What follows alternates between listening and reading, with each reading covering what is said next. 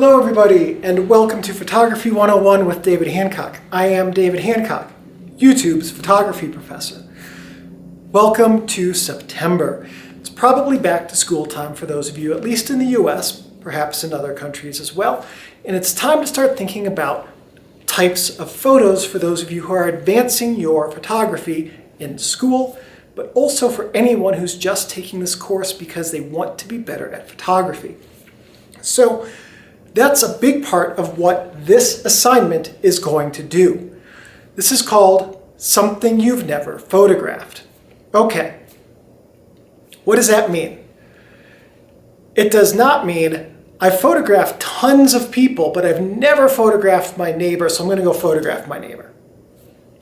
It means find a subject type that you've never photographed and go photograph it.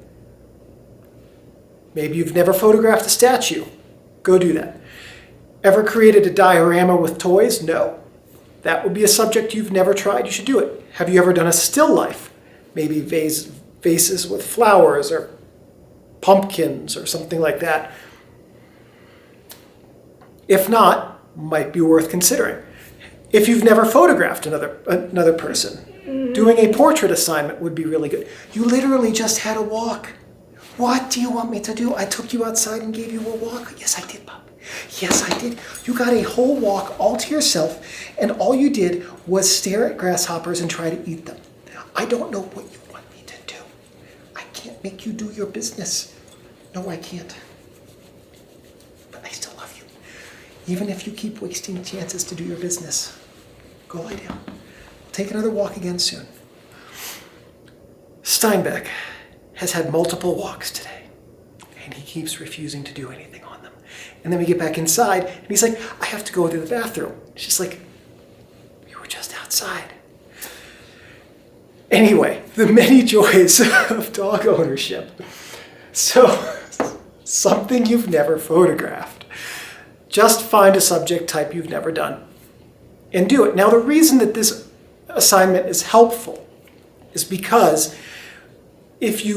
when you learn to photograph different types of subjects, it benefits your primary subject type. So for instance, if you only ever photograph trees, all your photos will eventually begin to look the same because you'll think this is how a tree is photographed.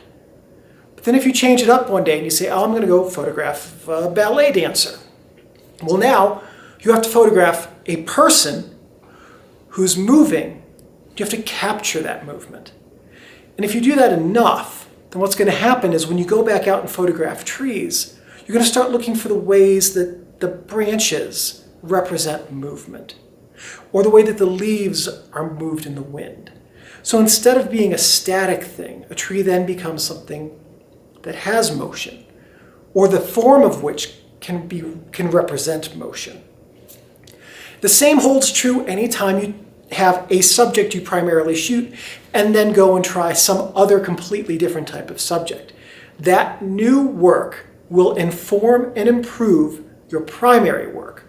So that's the point of this assignment. Find some subject type you have never photographed before and see how doing that informs and improves your primary work. So take this next week, think about or look through your past work, and try to think of something you have never photographed. In the second week, start planning how you will photograph it. Do you have to call up a friend and have them do a photo shoot with you? Do you have to put together a diorama? Do you have to find an interesting building because you've never photographed a building before? Things like that. So, have you never done an abstract, but now you want to make an abstract? How do you actually make an abstract photo? So start thinking about that in the second week. And in 2 weeks, I'll come back and check in with your progress and have a follow-on video. See you then. What? Yes, I love you too, Bob. You're a good boy. You're obnoxious, but you're still a good boy. Yes, you are.